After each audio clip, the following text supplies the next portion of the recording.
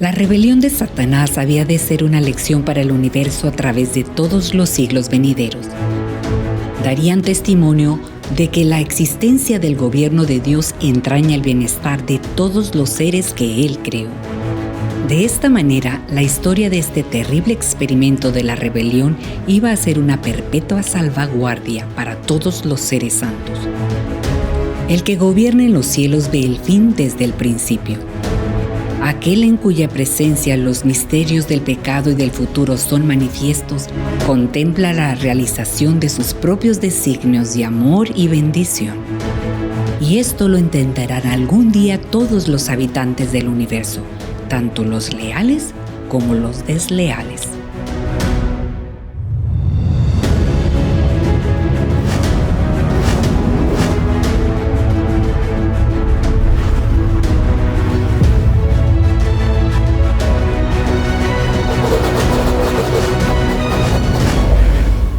Bienvenidos a su programa, El Gran Conflicto entre el Bien y el Mal.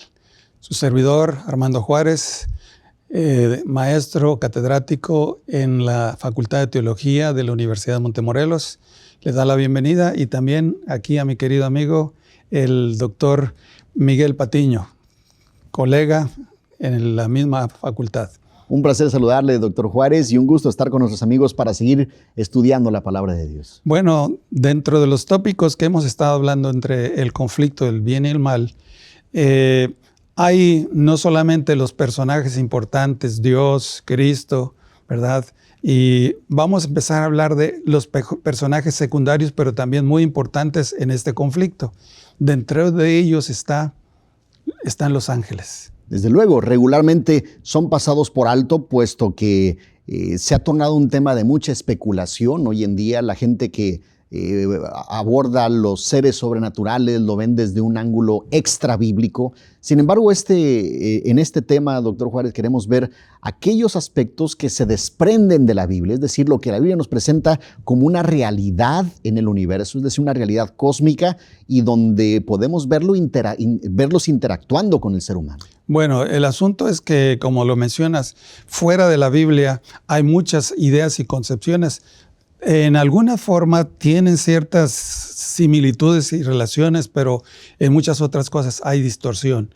Porque, como ya hemos visto, el enemigo, ¿verdad? El diablo, trata de confundir, engañar e introducir elementos mentirosos dentro de una verdad, que en este caso son los ángeles, porque se reconoce que hay ángeles buenos y ángeles malos. Y esto no solamente dentro de la Biblia, en otras religiones, en muchas partes y en diferentes épocas, los ángeles han tenido una participación y reconocimiento de esas religiones. Claro, y quizá podemos iniciar hablando justamente de cuál es el origen de los ángeles, puesto que hay quienes señalan que han coexistido como propuestas filosóficas que dicen que el bien y el mal han coexistido eternamente.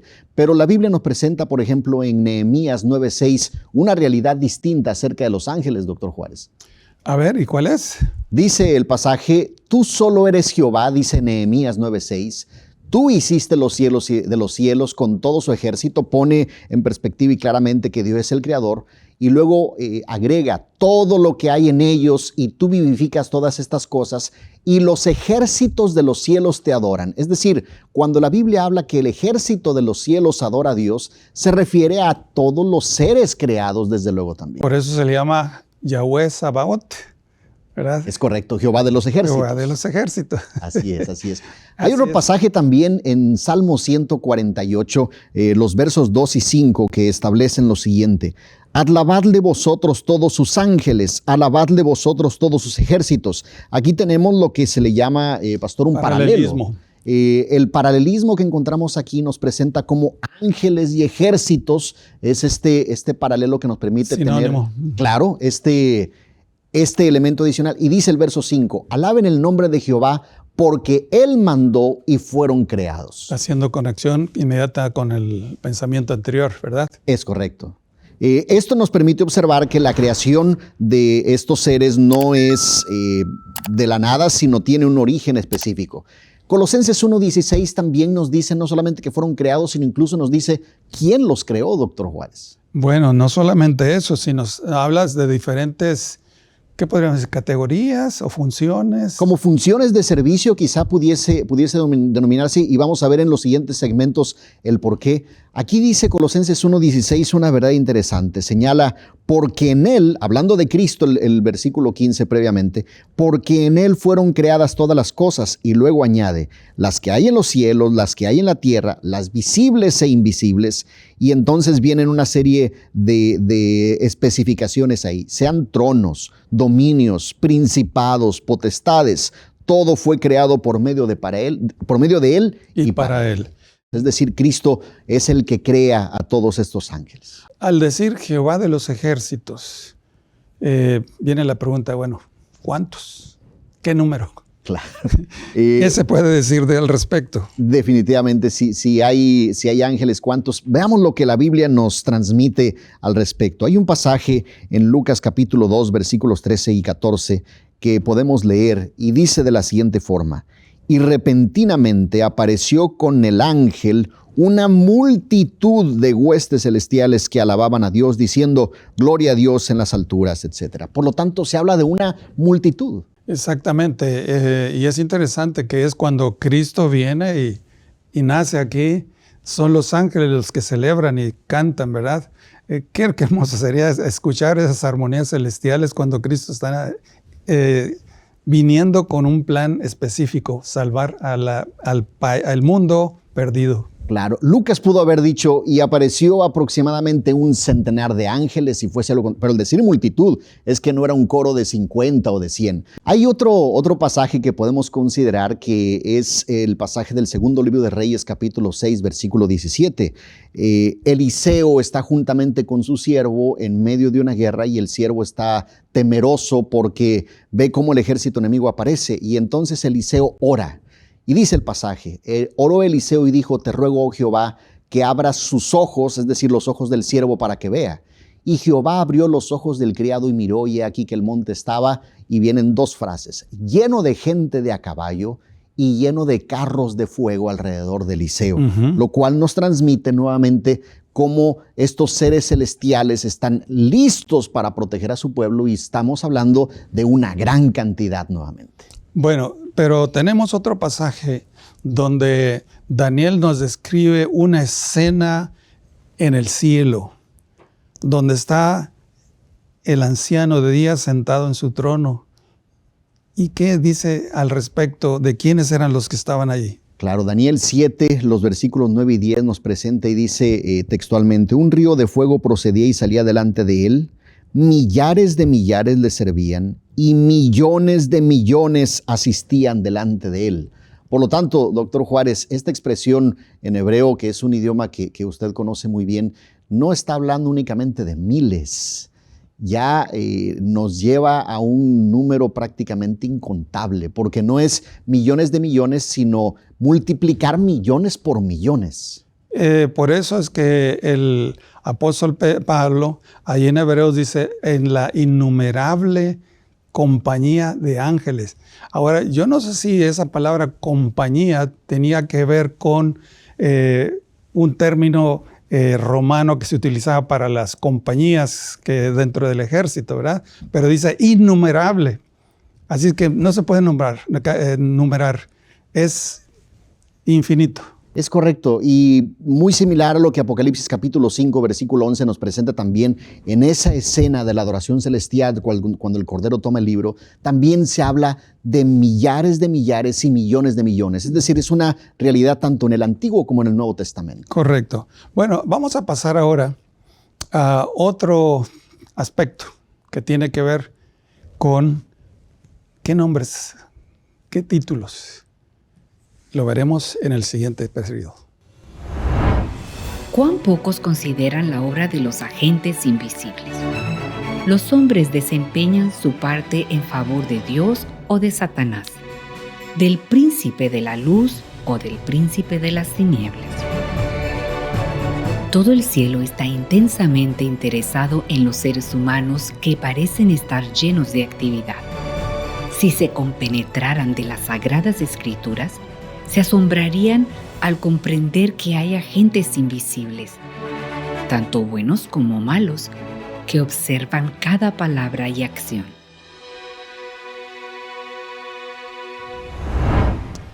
Bueno, ya hablamos de la gran cantidad innumerable de ángeles, pero en la Biblia también como que se identifican, hay ciertos nombres. Claro, hay un término genérico en el hebreo malach, ¿verdad? Y en el griego ángelos, ¿verdad? De donde viene la palabra ángel, ¿verdad? Es correcto. Pero, ¿qué me puedes decir de otros nombres que se usan para describir y tal vez hablar de funciones? Claro, cuando hablamos justamente del término malach, que significa mensajero, propiamente dicho, lo mismo que ángelos, vamos a ver que la Escritura les da otros nombres. Por ejemplo, el Salmo 33 en el verso 6 dice: por la palabra de Jehová fueron hechos los cielos y todo el ejército de ellos. Ya hablamos de esto previamente en el segmento pasado, cómo a estos ángeles también se les dice ejércitos. Bueno, o sea que el concepto de ejércitos describen especialmente, bueno, aunque habría que hacer una aclaración, porque cuando habla de Jehová de los ejércitos, no solamente se refiere a los ejércitos celestiales, sino al ejército de Dios en la tierra, y se refiere específicamente a su pueblo. En el Antiguo Testamento Israel y en el Nuevo Testamento la iglesia. Claro, de ahí la importancia de analizar en el contexto propiamente de cada uno de los versículos cómo es que esto aparece. Hay otro pasaje muy interesante, el que está en el Salmo 33, en el verso 6 en forma particular, y podemos observarlo en otras partes de la Biblia como Job 15:5, Salmo 89, dice de la siguiente forma el Salmo 33:6: ahora pues da voces, ¿habrá quien te responda? ¿Y a cuál de los santos te volverás? La Biblia llama a los seres celestiales o a estos ángeles también como santos o los Kodesh, que es esta forma de referirse a ellos. Reitero, en Zacarías 14 también aparece, Job 15, y es otro de los nombres con que los seres celestiales son llamados. Muy bien. Me recuerda también el texto de Job 38, donde dice precisamente: cuando todas las estrellas del alba te alababan y se regocijaban todos los hijos de Dios. O sea que estrellas e hijos de Dios, en ese paralelo sinónimo que se utiliza en el hebreo, pues la primera declaración es sinónima de la segunda. O sea que estrellas con hijos de Dios, ahí está identificando. Claro. Algo similar a lo que veremos en otra ocasión, porque no olvidemos que Satanás es llamado el lucero de la mañana o la estrella de la mañana. Por lo tanto, estas estrellas del alba es otra forma de llamarles. También encontramos en el Nuevo Testamento otras formas que aparecen en el Antiguo Testamento, pero aquí vamos a citar en particular un pasaje de Hebreos capítulo 1, versículo 7. Dice: ciertamente de los ángeles, dice, el que hace a sus ángeles espíritus y a sus ministros llama de fuego. Y aquí hay dos formas de llamarles, ¿no? Ahora, me interesa la palabra espíritus, porque los ángeles no tienen corporeidad. En otras palabras, pueden asumir y presentarse como seres humanos, platicar, dialogar, pero en realidad son espíritus. Esa es la naturaleza igual que la de Dios. Dios es espíritu, ¿verdad? Pero no quiere decir que es algo intangible, sino son seres, personas que tienen digamos, una estructura molecular, si se le queremos decir, muy diferente a la nuestra. Claro, el pasaje que tenemos en Génesis 18 y Génesis 19, donde los ángeles interactúan con Abraham y con Lot y toman a Lot, es decir, asumen una corporeidad cuando así se requiere, sin embargo su naturaleza es de carácter espiritual. Y recuerdas que cuando los discípulos están viendo a Jesús ir, dice: dos varones con vestiduras blancas. Exactamente. Eran ángeles. Exactamente. Hay otros nombres también con que la Escritura llama. Por ejemplo, en el Salmo 103, en el verso 21, dice: bendecid a Jehová vosotros todos sus ejércitos, ministros suyos que hacéis su voluntad. Por lo tanto, no únicamente se les llama espíritus, sino también se les llama ministros, lo cual llega a ser una de las funciones que más adelante veremos. Ministro quiere decir el acto de servir. Exactamente. Ministrar, ¿verdad? ¿Y cuál otro? Tenemos, por ejemplo, allí Job, dice: cuando vinieron los hijos de Dios. dentro de esos hijos de Dios incluso estaba incluido Lucifer. Así es. Esta forma de llamarle hijos de Dios no es única de Job, capítulo 1 y capítulo 2, sino también la vamos a observar en el Salmo 89, en el Salmo 82, en Deuteronomio 32, que son otros pasajes donde el término Benei Elohim, hijos de Dios, aparece y se menciona. Uh-huh. Bueno, pudiéramos seguir hablando mucho más sobre cómo se les llama, pero vamos a entrar en un nuevo tópico. ¿Qué naturaleza son? Ya mencioné algo, pero ¿pudieras decirme más sobre este aspecto? Bueno, quizá podemos iniciar con el pasaje que tenemos en el segundo libro de Samuel, capítulo 14, versículo 20.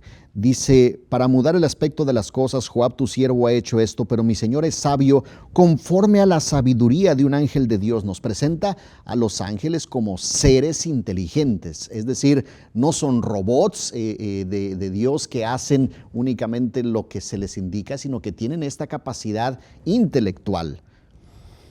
Bueno, Pedro también dice, son seres que tienen una sabiduría como la de Dios, que lo sabe todo, sino que ellos, por ejemplo, ahí en 1 de Pedro, los profetas que profetizaban de la gracia destinada a vosotros, inquirieron y diligentemente indagaron acerca de esta salvación.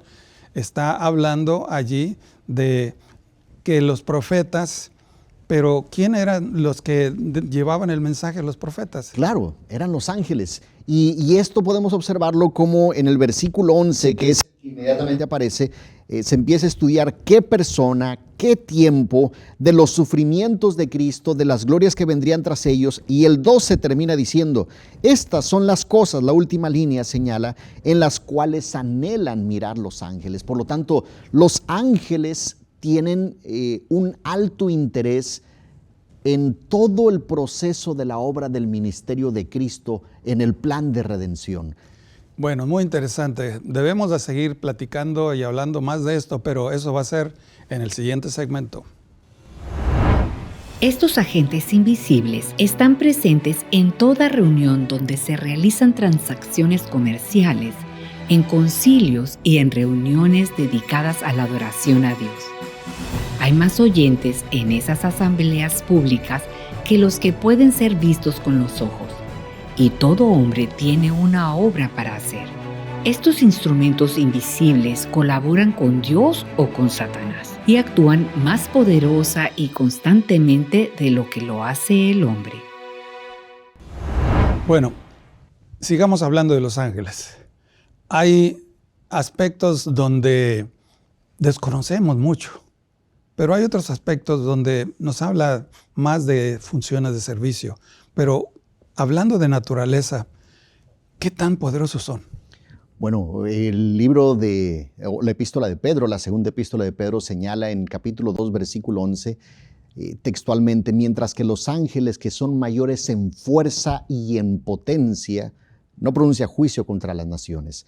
Vemos cómo la Biblia señala que tienen una gran poder y gran fuerza. Y eso seguramente nos recuerda algún pasaje, pastor. Sí, bueno, me recuerda a Isaías 37, 36, donde nos dice que vino el ángel de Jehová y en esa noche 185,000 soldados del ejército asirio, dice, al otro día se levantaron y puro muerto, solamente unos pocos para que fueran a contar lo que Dios había hecho con ese ejército. Es correcto. Hay quienes llegan a pensar, pastor, que los ángeles únicamente siguen indicaciones, las obedecen y pareciera como que si fuesen autómatas. ¿Qué nos dice la Biblia respecto al libre albedrío en los ángeles?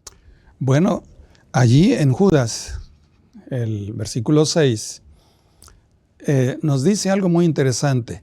Y a los ángeles que no guardaron su dignidad, sino que abandonaron su propia morada. O sea, abandonaron, quiere decir decidieron separarse de Dios y rebelarse. De eso vamos a hablar en siguientes capítulos. Pero desafortunadamente no les fue bien porque dice, los ha guardado bajo oscuridad en prisiones eternas para el juicio del gran día. Algo muy similar a lo que 2 de Pedro capítulo 2 versículo 4 también nos transmite, que si Dios no perdonó a los ángeles que pecaron, lo cual nos muestra cómo esa fue una decisión propiamente de ellos. Ujú. Ahora, los ángeles llegan a entristecerse, llegan a contentarse, llegan a tener momentos de gozo. ¿Qué pasaje se encuentra usted al respecto? Bueno, es evidente que los ángeles, como seres inteligentes con las características de una persona, pues tienen sentimientos. Y Jesús nos dice que así os digo que hay gozo delante de los ángeles por un pecador que se arrepienta, hay gozo en el cielo. Esto nos permite ver a seres altamente emocionales, sin duda. Pastor, hemos estado hablando acerca de sus nombres, algunas de las formas en que son llamados y su naturaleza, pero podemos hablar también acerca del ministerio que realizan en favor de los hijos de Dios. ¿Qué tipo de actividades la Biblia nos describe de ellos? Bueno, en realidad allí hay una infinidad de cosas. Si leemos el libro de Apocalipsis, nos vamos a dar cuenta que ahí los ángeles están participando en todos los eventos que están sucediendo aquí en la tierra. Eso me recuerda a una cita de Elena White donde dice que los seres humanos, aún los grandes monarcas y todo, que realizan y hacen muchas cosas aparentemente como producto de su poder y de su inteligencia, dice, sin saber que detrás de esa tela de la trama y urdimbre, dice, están los agentes divinos obrando para que los planes de Dios se lleven a cabo, ¿verdad? Claro. Ahí es donde vemos el conflicto, ¿verdad?, entre las fuerzas del bien y del mal, y donde los ángeles están trabajando, cumpliendo funciones, los mandatos divinos, ¿verdad? El cumplir los mandatos divinos, uno de mis pasajes favoritos es Hebreos 1:14, y dice la Escritura, ¿no son todos espíritus ministradores enviados para servicio a favor de los que serán herederos de la salvación? Es decir, un ángel es un espíritu ministrador enviado por el cielo que lleva a cabo una función para que yo sea salvo también. Bueno, ese es uno de los trabajos principales unidos a la obra del Espíritu Santo, ¿verdad? Trabajan en íntima comunión bajo la dirección del Espíritu Santo. Pero creo que una de las cosas que más resaltan dentro de las actividades de los ángeles está esa de que se realiza la alabanza. ¿Qué te recuerda? ¿Dónde te recuerdas? Bueno, además de los pasajes que podemos identificar de Isaías capítulo 6, por ejemplo, que exclaman Santo, Santo, Santo, también lo tenemos en Apocalipsis 5, 11 y 12. Que el van capítulo 4 también, que se introduce, claro, y llega el momento, ¿verdad? En donde se hace esa exclamación de millones diciendo el Cordero que fue inmolado, Él sea la honra, la gloria y la alabanza. Así que ellos están involucrados activamente en esto. Obviamente, en la alabanza. Bueno, pero aparte de esto, ¿qué otro tipo de actividades llevan a cabo? Bueno, Lucas capítulo 1, 19, así como Apocalipsis 1, 1, podemos ver a los ángeles involucrados en llevar mensajes a los hijos de Dios. Cuando se le aparece a la Virgen, ¿quién fue? Fue un ángel. Un ángel. Le dijo. Y cuando Juan recibe en Apocalipsis la visión, ¿quién se la dio? El ángel. Fue un ángel que se la trajo y fue el que describió, incluso hasta lo quiso adorar, ¿verdad? Definitivamente. Son estos seres enviados por Dios con esos propósitos. ¿Qué otras actividades realizan, pastor? Bueno, mira, creo que esta es una de las cosas que dentro del cristianismo se tiene bien consciente. Los ángeles de ángel de la guarda, que nos cuidan, nos protegen. Yo recuerdo el ángel de Jehová acampa alrededor de los que le temen y los defiende. Pero, a ver, ¿qué otro? Bueno, un pasaje o un relato que viene a mi mente es cuando Pedro sale de prisión, toca la puerta y entonces la chica dice, no pensé que era Pedro, pensé que era su ángel, haciendo una referencia de que hay un ángel que protegía a Pedro de cierta manera. Y tal como usted lo señala, Dios nos va mostrando cómo estos ángeles están a nuestro alrededor.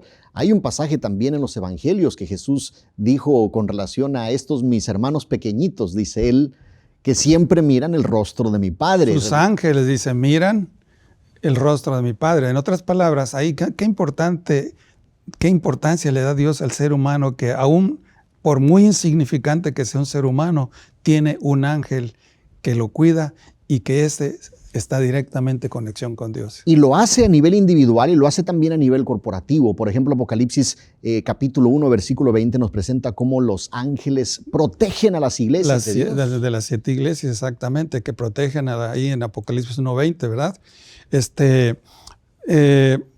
Obviamente ya hablamos eso de liberar al pueblo de Dios, como en el caso de Ezequías, cuando viene Sennacherib y es destruido ese ejército de 185,000, ahí en Isaías 37:36. Pero, ¿y en el futuro? Bueno, hay una parábola en San Mateo capítulo 13 cuando nos habla acerca del trigo y la cizaña y señala cómo Él enviará a sus siervos, y posteriormente Él clarifica que en esta parábola estos siervos son los ángeles que vienen para recoger a los justos y también para colocar a los impíos y apiñarlos para su destrucción final. Muy bien. En la Biblia se nos habla de querubines, serafines, seres vivientes, príncipes, autoridades, potestades, jerarquías. ¿Qué es eso? Porque realmente no hay mucha información de ello. Claro, tradicionalmente se ha utilizado como un modelo incluso para establecer jerarquías en algunas organizaciones eclesiásticas, pero al verlo desde la perspectiva canónica, es decir, lo que la Biblia nos transmite, podemos verlo como funciones de servicio. Cada uno de ellos lleva a cabo una función porque el gobierno de Dios es un gobierno de orden. Y Dios lleva el asunto de forma ordenada y permitiendo que cada uno sirva de la mejor forma al prójimo. Cuán interesante, lástima que el tiempo se nos acaba, pero vamos a seguir estudiando. Recuerden, aquí hay mucha información que es muy valiosa para todos. Les recomendamos que estudien la Biblia y sobre todo que conozcan más de aquello que los ángeles anhelan también saber, el gran plan de la salvación. Que la bendición del Señor les acompañe, que esté con ustedes y nos vemos en los próximos capítulos.